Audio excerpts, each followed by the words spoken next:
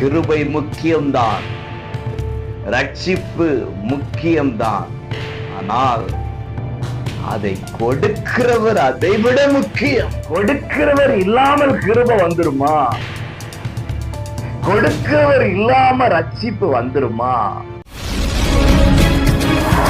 ஆவிக்குரிய அன்பு உறவுகளே, இயேசுவின் நாமத்திலே உங்களை மனதார வாழ்த்துகிறேன்.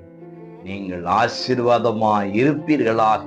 எபேசியர் 2:5 கிருபையினாலே ரட்சிக்கப்பட்டீர்கள். அன்புக்குரியவர்களே, உங்களுடைய என்னுடைய திறமையினால் அல்ல,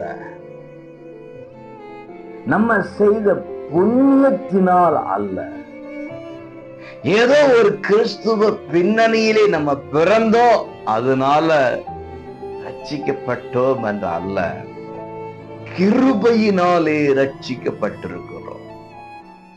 தேவன் நம் மீது வைத்த கிருபை பெரியது என்று வேதம் சொல்லுகிறது. ஆனா இன்னைக்கு கிருபையை புடிச்சுக்கிட்டாங்க, ரட்சிப்பை புடிச்சுக்கிட்டாங்க. கிருபை முக்கியம்தான், ரட்சிப்பு முக்கியம்தான்.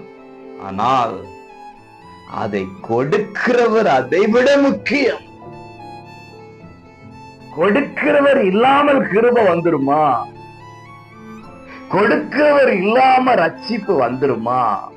நான் சொல்லுவேன், அவர்தான் முக்கியம். அவர் இருந்தா கிருபை கூடவே இருக்கும், அவர் இருந்தா ரட்சிப்பு கூடவே இருக்கும்.